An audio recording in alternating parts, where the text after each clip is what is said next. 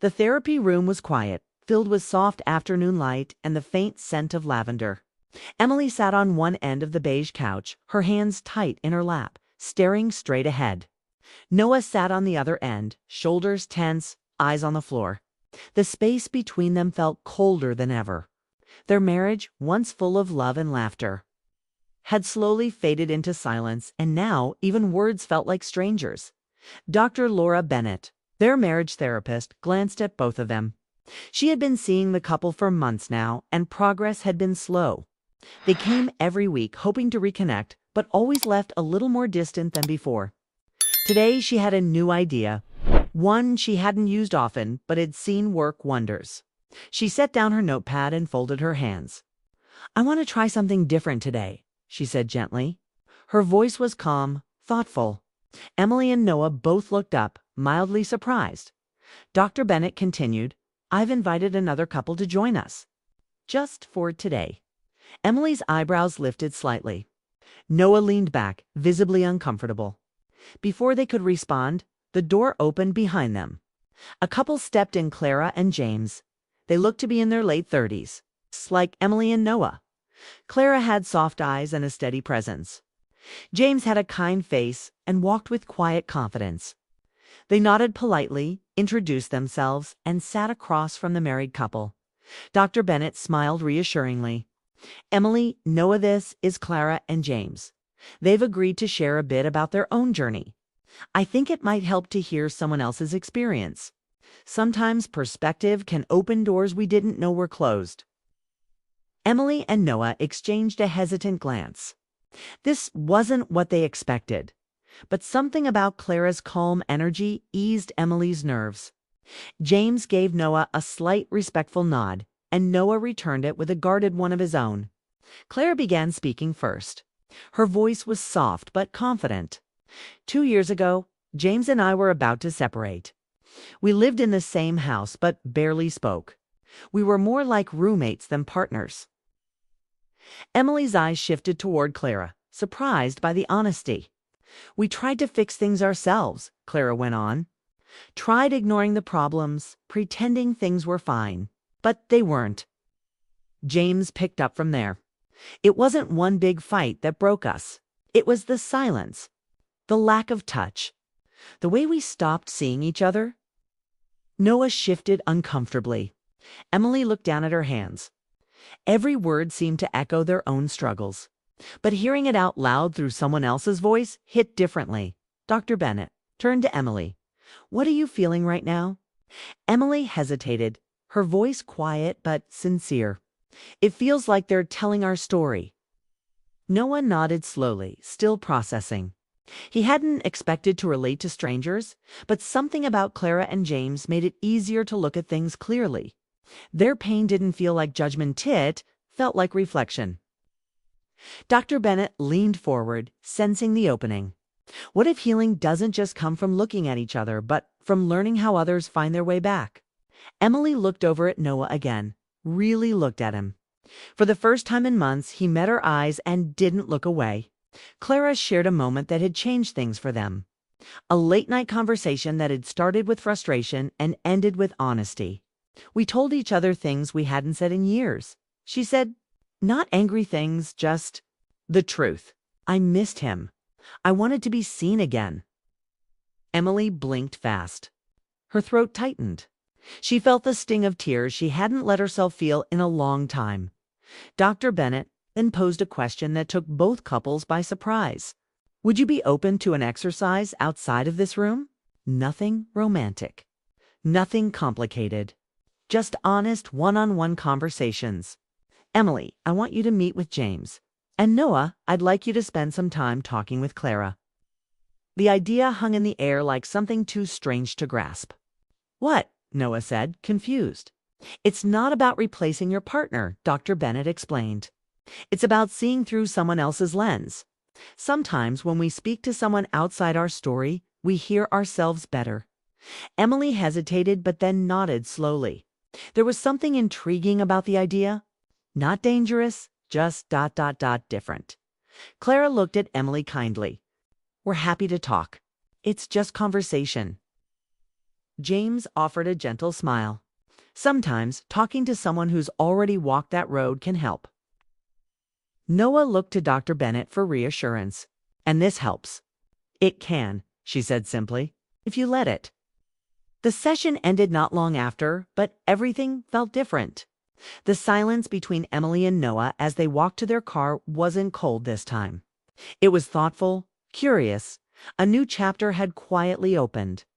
And neither of them knew what would come next, but for the first time in a long while. They weren't afraid to find out. The days after that unusual therapy session moved quickly. But Emily and Noah couldn't stop thinking about what Dr. Bennett had asked them to do. The idea of meeting with the other couple, talking honestly and openly, seemed strange at first, almost uncomfortable. Yet beneath the hesitation, there was a flicker of hope neither wanted to admit. Maybe this was the chance they needed. Emily was the first to reach out. She called James and arranged to meet at a small cafe downtown. When she arrived, James was already there, waiting with a calm smile. The cafe was quiet, with soft music playing and sunlight streaming through the windows. They sat opposite each other, and at first the conversation felt stiff. They talked about simple things, the weather, the city, their work. Neither wanted to dive too deep right away. But James had a gentle way of asking questions, and slowly, the walls between them started to lower. He asked Emily when she last felt truly happy or free. The question caught her off guard. She thought about it and realized it had been years since she'd felt that way. She spoke about her love for painting, something she had given up after having kids and feeling overwhelmed by life's demands. She told James about the colors she once loved, the dreams she'd shelved. He listened carefully, never interrupting, simply letting her speak. James shared parts of his own story to how he and Clara had drifted apart, not because they stopped loving each other, because they stopped trying to understand one another. Emily found herself opening up more than she expected. She felt heard in a way she hadn't in a long time. Meanwhile, Noah met Clara at a nearby park. The autumn leaves were falling and a gentle breeze blew through the trees. They sat on a bench, surrounded by the quiet beauty of the afternoon. Clara spoke softly about vulnerability, how, for her, admitting fear and pain wasn't weakness, but a way to connect. Noah confessed how lost he'd felt in recent months, like he was walking through a fog, unsure of what he wanted or needed. Clara didn't offer quick solutions. She didn't judge or lecture. Instead, she just listened. Her presence was steady and comforting. Noah found himself relaxing in a way he hadn't with Emily for a long time. He realized that sometimes being heard without pressure was the first step toward healing. As the days passed, both couples met separately, and each conversation stirred something deep inside. Emily discovered parts of herself she'd forgotten: the artist, the dreamer, the woman who could laugh and feel alive. James encouraged her gently, reminding her that it was okay to want more from life and from love. Noah, through talking with Clara, began to see his own fears more clearly. He saw how much he had been holding back, how much he'd been afraid of failure, rejection, and loss. Clara's calm honesty gave him the courage to face those feelings without running away. Back in therapy, Dr. Bennett asked how these meetings had gone. Emily admitted that talking with James had reminded her of the joy she once had and the possibility of reclaiming it. Noah said that speaking with Clara made him want to try harder to be more open with Emily, even if it scared him. The room felt lighter. The tension that had been there before seemed to loosen just a bit. Both couples realized that this unusual experiment wasn't about replacing their partners or finding new love. It was about rediscovering what was already there beneath the pain and silence. Emily and Noah found themselves reflecting more on their own relationship. Recognizing the small moments they had lost: the good mornings, the gentle touches, the shared laughter. The conversations with Clara and James had opened their eyes to what love really needed: attention, honesty, and a willingness to be seen even when it was difficult. One evening, Emily and Noah sat together after dinner. Their talk was slow, careful, but honest. They shared thoughts and feelings they had kept inside for too long. For the first time in a while, they listened to each other without judgment or defensiveness. It wasn't easy. There were tears, moments of doubt, and fears that the past might be too much to overcome. But beneath it all was a growing sense of hope, a feeling that maybe, just maybe, they could find their way back to each other. The experience had changed them. It wasn't just about the other couple. It was about learning how to open their hearts again.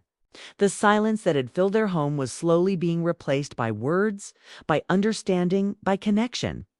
Clara and James, too, found new strength in sharing their journey. They realized that healing wasn't a straight path, but a series of small steps forward, together. In the quiet moments after those talks, both couples understood something important. That love wasn't about perfection or always getting it right. It was about showing up, being honest, and daring to hope. Even when the future felt uncertain, the wildest desire wasn't about escaping reality or chasing fantasies. It was about finding the courage to face their own hearts, to be vulnerable and to reach out to each other, and to themselves. And that made all the difference. Emily felt nervous as she walked into the quiet cafe where she was meeting James. It was their second meeting since the therapy session, and this time she was more ready to open up. At first, their conversation circled around simple topics: work, hobbies, and family. But James's calm voice and kind eyes made Emily feel safe. And soon he asked a question that caught her off guard. "When was the last time you truly felt seen?" Emily paused. It was a question no one had asked her in a long time. She thought back to her younger years, too, when she was full of dreams and hope, before life had worn her down. Slowly, she began to talk about her love for painting, how she used to lose herself in colors and brushes, but had stopped after the responsibilities of marriage and motherhood took over. She admitted how lonely she sometimes felt, even when surrounded by family. James listened without interrupting, his expression gentle and understanding. He shared a little about his own struggles with Clara, admitting that sometimes he felt trapped in routine and silence. Emily found herself smiling despite the heaviness of their words. There was something healing about being able to speak honestly to someone who wasn't part of her daily life. Someone who could listen without judgment. Meanwhile, Noah met Clara at the park on a crisp afternoon. The leaves had turned gold and red, swirling gently in the breeze. They found a bench under a tall oak tree and sat quietly for a moment before Clara began to speak. She talked about vulnerability not as weakness, but as a way to connect. She told Noah how opening up to James had been hard, but necessary for healing. Noah felt an unexpected relief as he admitted to her how lost he had been lately, how he didn't know what he wanted anymore. Clara didn't offer advice or quick answers. Instead, she simply listened, her calm presence creating a safe space. Noah felt something shift inside him. He realized he had been holding in fears and doubts for too long, and just speaking them aloud made them lighter. He told Clara about his love for Emily, how he missed the closeness they once had but didn't know how to get it back. Over the next several days, both Emily and Noah continued their conversations with James and Clara. The talks were not about romance or replacing their partners, but about rediscovering parts of themselves and the meaning of connection. Emily realized how much she had buried her own needs and dreams. James encouraged her gently, reminding her that wanting happiness was not selfish. Noah found strength in Clara's honesty and her belief that healing required courage and patience. These new conversations stirred feelings that had long been buried. Emily felt a renewed sense of hope and energy, and Noah felt more willing to face the challenges in his marriage. They began to see their own relationship in a new light, not as broken beyond repair, but as something worth fighting for. When they returned to therapy with Dr. Bennett, both couples shared their experiences. Emily spoke about how talking with James helped her remember joy and creativity she thought she had lost. Noah explained how Clara's openness inspired him to be more honest with Emily. Dr. Bennett smiled, noting the progress made outside the therapy room. That evening, Emily and Noah sat quietly in their living room. The silence between them was no longer cold, but filled with possibility. Noah reached for Emily's hand and she didn't pull away. They began to talk carefully, honestly about what they wanted and needed. Tears came, but so did laughter. They weren't perfect, and the road ahead was uncertain, but they were together again. The conversations with Clara and James had done more than help. Emily and Noah see their own struggles. They help them remember how to love. It was not about grand gestures or easy fixes, but about showing up, listening, and daring to be vulnerable. Both couples learned that healing was a slow process, built on small steps and honest words. The wildest desire, they realized, was not about escape or fantasy, but about being truly known and loved, despite flaws and fears. As the weeks passed, Emily and Noah felt the first real stirrings of hope. Their hearts, once heavy and closed off, began to open again. They didn't know what the future held, but they were ready to face it together. When Emily and Noah walked into the therapy room that afternoon, something was different. There was a lightness between them, subtle but real. For the first time in a long while, they arrived holding hands. The space that had once felt heavy with silence now seemed open, as if a door they had long kept closed was finally unlocking. Dr. Bennett greeted them warmly, noticing the change right away. Across the room, Clara and James exchanged knowing smiles. They had all walked through something difficult together, something more than just therapy sessions, and it had begun to heal parts of their hearts. Emily spoke first, her voice steady but soft. "We talked," she said simply. "Really talked, like we haven't in years." Noah nodded beside her. "We listened too. Not just heard, but really listened." Clara and James shared their own experiences, how opening up had helped them find new strength in their relationship.